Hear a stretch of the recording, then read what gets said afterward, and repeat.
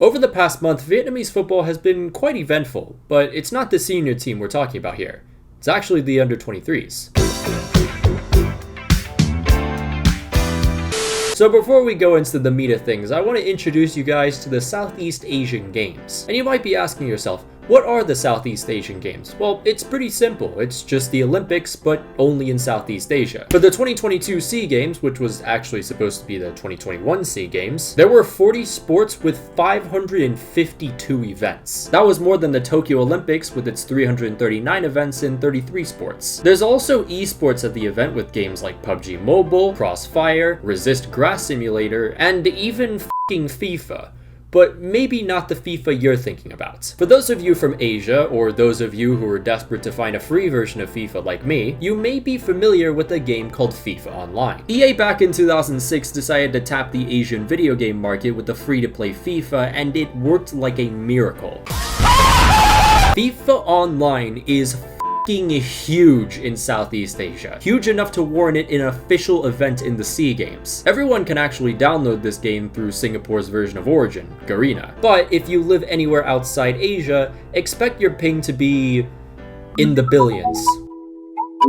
Anyways though, back to what we're supposed to be talking about. Football is one of the biggest events at the SEA Games, with people camping for tickets like it's Duke v UNC. The event consists of 10 nations split into 2 groups. After the group stage, 2 teams from each group advance to the knockout stage, and from there they play into the final and there's a crowned champion. Vietnam's men won the previous edition of the event in 2019. Oh-kyun had a tournament to remember when he scored 8 goals. Nguyen Tin Linh wasn't too far off with 6. The women also won in 2019, their 6th title. This year's edition of the SEA Games were hosted in Vietnam, so the pressure was on both teams to retain their titles. Now, just like the Olympics, the men's team can only field an under-23 squad, with the exception of 3 players over the age of 23. For Vietnam, the overaged players called up were Nguyen Tin Linh, who scored 8 goals in World Cup qualifiers. You got some explaining to do, brother. Do Hong Dung, the senior team's captain, and Nguyen Hoang Duc, the 2021 Vietnamese Golden Ball winner. It should also be noted that this would be Park Hang-seo's last tournament where he'd managed the U23s. Vietnam started their campaign against Indonesia. The first half played out a 0-0 draw, with Indonesia doing as much as it could to suppress Vietnam's dominance. Also, there was this funny moment when Nguyen Van Tung fouled Mark Klok, and immediately after, another Indonesian player out of retaliation tried to Zuniga the young Viets. The second half saw Vietnam finally score through Nguyen Tin Linh. He'd link up with Do Hong Dung for the second, and then later,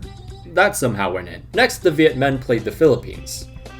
We weren't great in this game. The Filipinos were even harder to break down, and Vietnam just couldn't finish any of their chances. Red Hot Myanmar followed, with the 2 nations' defenses holding strong up until the 75th minute when Do Hong Dung scored the winner. A win against Timor-Leste thanks to goals from Nguyen Van Tung and Ho Tan Min meant the Vietnamese would win their group. Now, before we go into the knockouts, I want to briefly talk about Next Media's halftime show. Now, I know it's kind of random, but hear me out. One of their sponsors, which appears from time to time in matches and much more frequently during the halftime show, is Herbalife Nutrition, which, if you didn't know, is a pyramid scheme. Now, by no means are Next Media the only victims of this. Barcelona and Messi were sponsored by them in 2010 to 2013, and oh yeah, look at LA Galaxy's shirt currently. Vietnam would play Malaysia in the semifinals. Again, the Vietnamese applied the most pressure, but the finishing was more non-existent than the chances of Arsenal landing Rafinha. I love Nguyen Tin Linh, but he was kind of off in this tournament, and very much so in the semifinal. Malaysia's best chance came in the 84th minute, but the header couldn't be kept down. So we went to extra time, where finally, after 16 trillion failed attempts,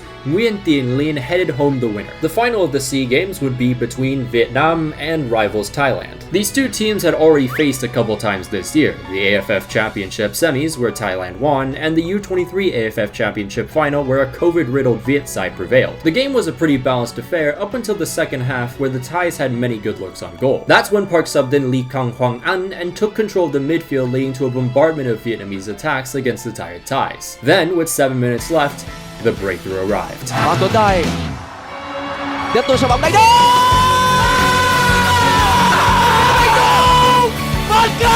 Vietnam held on to their slim lead until the final whistle, and the champions retained gold. What followed was a thing called Di Bao, or street storming in English, where people poured out onto the streets and celebrated. Vietnam vô địch! Despite just scoring 6 goals, the Vietnamese defense held strong and didn't concede a single goal. The women also retained gold thanks to Queen of Southeast Asia, Oh-kyun's goals in the semis and final versus Thailand. Simply put, we own Thailand, and the 2020 AFF Championship never happened. Now, before I go into the other segment of this video, someone sent me this amazing video about the Vietnam U23s that you guys need to check out. It's an incredibly emotional video that makes any Vietnamese person proud of their identity. It reminds me a lot of a JR Ali type video, so if you like his kind of content, you'll definitely love this video. The link though will be in the description below. So next was the U23 Asian Cup hosted in Uzbekistan. Now, 4 years prior, Vietnam defied all the odds where they advanced out of their tough group and defeated both Iraq and Qatar to reach the final. The young and talented Vietnamese came so close, but in the end fell to Uzbekistan in the snow. They may have lost, but to the Vietnamese people who had once lost hope due to poor performances and corruption, Vietnam were champions in their eyes. During the qualifiers for the 2022 U23 Asian Cup,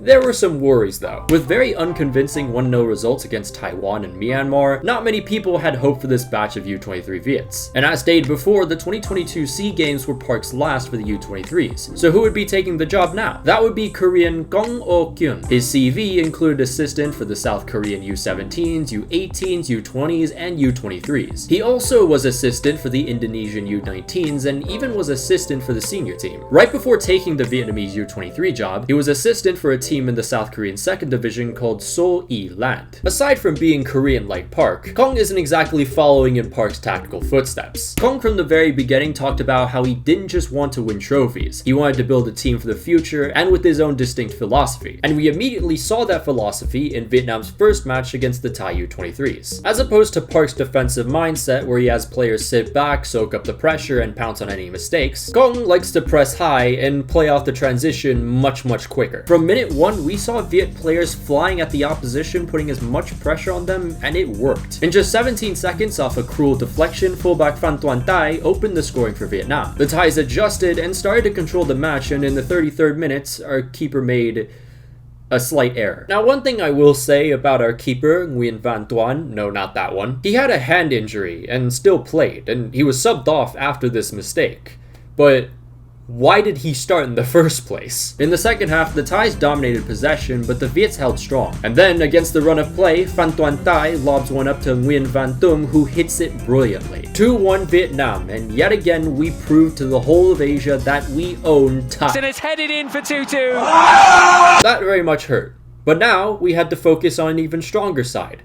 South Korea. Both sides had chances in the first half to no avail. Then the 62nd minute, the Koreans found a breakthrough. 20 minutes later though, Vietnam returned the favor with a sweet strike from Vu Tien Lam. Vietnam nearly found the winner at the death, but the rebound was skied over the bar. In all honesty, I was kind of disappointed because there was a chance for us to steal the winner, but still, a draw against South Korea's U23s.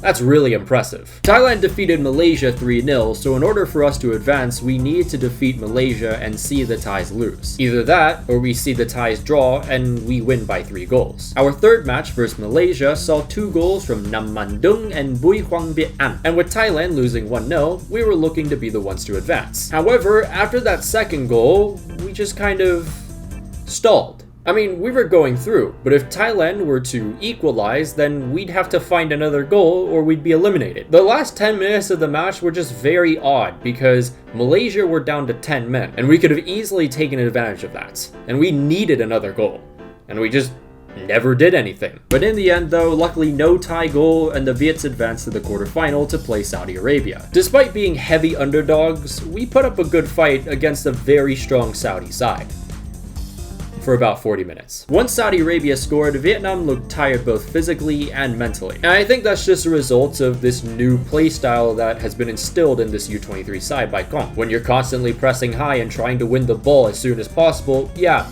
your energy is going to be drained very quickly. It's only been 4 games, so it's gonna take some time for this Viet side to really get used to that. The Saudis scored again in the 64th minute, and then our keeper decided to pull an Ederson. And not the good kind. He was sent off, and as we'd already used all our subs, forward Nam Man Dung had to play as keeper for the rest of the game. And he did pretty well. We didn't concede, again. But with the 2-0 loss, the U23's journey came to an end. I know it's just the quarterfinals, but still, this team should be really proud of what they've achieved. I love what Kong has done so far, and the whole team looks like a unit despite him only managing 4 games. But now I think it's time to briefly talk about one of my favorite players to watch during this whole month. Phan Tuan Thai. I now completely understand why there's a Stan account dedicated to this man. His deliveries and creativity are something I have been yearning for a long time. Tuan Thai assisted the only goal in the 2022 AFF Championship final. Then in the SEA Games, he provided the assist against Thailand. And then finally, he had 1 goal and 2 assists in the most recent competition. And the best part about this player is he's smart with his positioning. He may be considered attack-minded, but he's found a good balance between both attack and defense. If there's one promising player that you should be overly excited about from this new crop of U23, it's 21-year-old Phan Tuan Thai. But in general, I am very excited for the future of Vietnamese football. From struggling against Myanmar and Taiwan back in just October to winning the SEA Games and putting up a good fight against the top Asian nations. The U23s are a symbol of Vietnamese pride. They fight until the end through passion and unity, and that's what I love so much about this group. Not all, but some of these players do have potential to be difference makers in the senior team, and I cannot wait to see these guys in the Asian Cup squad of 2023. Sorry for having this video a little bit late. I just had a couple projects I needed to finish, but I hope you guys enjoyed, and of course, a massive shout out to all our patrons, including Jason TD, Janos Balas, Florian Lengo, Miliaway009, Alex Rod, Alibium, Amin Suomez, Antonio, Arnulfo Martinez Jr., Daniel Ortiz, Darkwolf476, Edgar AS, Francisco Hernandez, Jax206, Joseph Bonfante, Juan Leras, Kev FM, Nguyen Din Mintang, Parafocus, Rory Byrne, The Motor Drive, Tomicus, Trevor Batson, Triple GK, Vanilla Mexican 17, Victor, Ariel Flor, Chris Damasceno, Declan Malloy, Emmett Shea, Lewis, MX Weeb, Piano, President Pulisic, Tom Little, and Unbroken Persona. If you'd like to join the Patreon, there'll be a link down below and up in the annotations. You can follow my Twitter if you'd like, follow my Instagram if you want. You can follow my TikTok, where we hit 10,000 somehow, and of course, you can follow my semi-active Twitch. But until then, I'll see you guys.